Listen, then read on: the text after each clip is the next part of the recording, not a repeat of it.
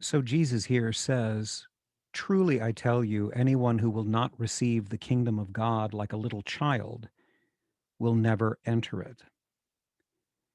Great. We've probably heard that a million times, but what does it mean?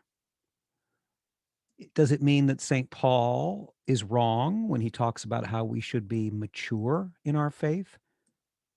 I mean, here we have Paul writing to Titus, and what he says here is, "For there are many rebellious people full of meaningless talk and deception, especially those of the circumcision group." In other words, the Judaizers who said that Gentiles had to be circumcised before they became Christians. You had to become Jewish before you could be a Christian. In other words, Paul is saying, don't listen to these men. They must be silenced because they are disrupting whole households by teaching things that they ought not to teach. And that for the sake of dishonest gain. In other words, and we have a lot of these around now. You've got a lot of Catholic internet celebrities. In my day, they were EWTN rock stars, but these days people look at the internet more than they do TV. So you've got a lot of Catholic celebrities on the internet. And Paul would probably say of them that the false teachings they're selling, they sell for the sake of dishonest gain, for filthy lucre, for money, for cash. He continues, "Now he has left Titus behind in Crete. One of Crete's own prophets has said it. Cretans are always liars, evil brutes, lazy gluttons."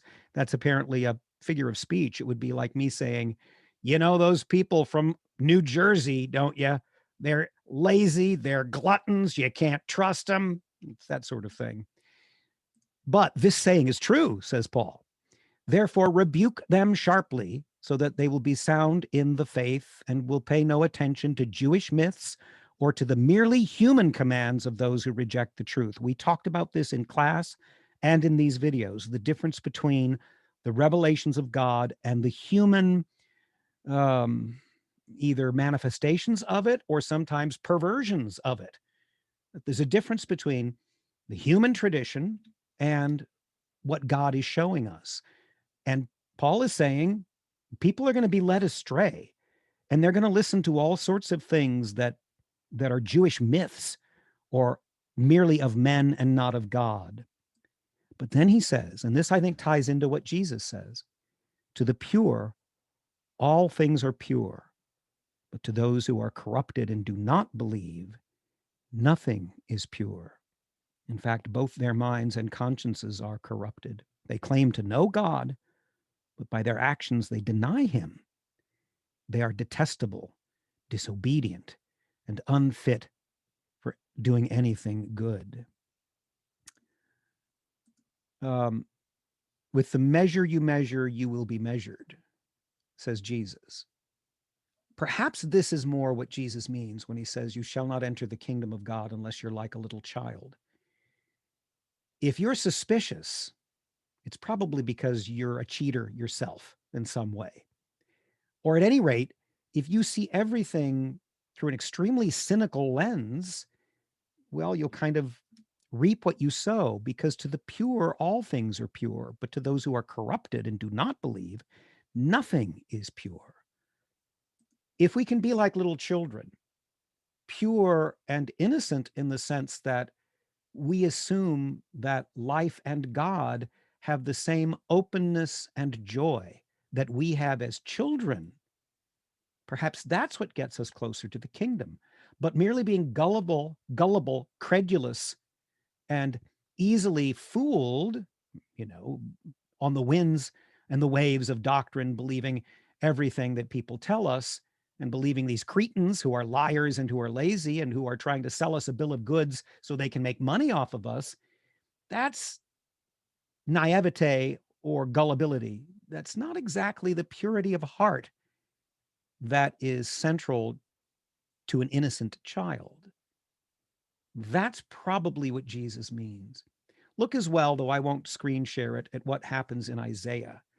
Isaiah talks about what this shoot from the root of Jesse will do, how God will use this Messiah figure to bring together the northern and southern kingdoms of Israel, Ephraim and Judah, or Samaria and Judah. He will reunite them and they will triumph over their enemies, not only the Assyrians, but the Philistines as well, who are on the other side of them.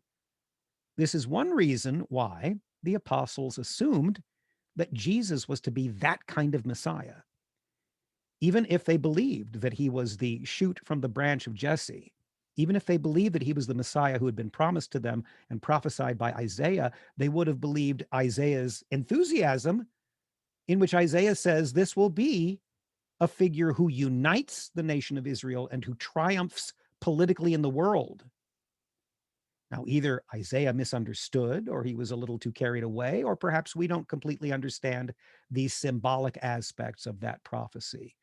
But you can see why the apostles were disappointed at the crucifixion, thinking that the Messiah would in fact reunite the kingdom of Israel and triumph over their enemies all about. I think we still believe that this is what being a Christian is all about, victory and winning in the world. But it's not that.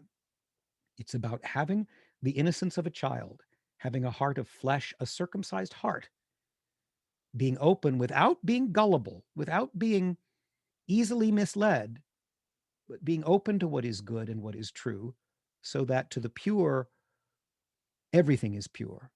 And if our consciences are clean, then we can look at the world with a certain purity and innocence in our heart. I think that's what Jesus is talking about, but this is open to discussion because I don't know everything. So tell me what you think in your responses.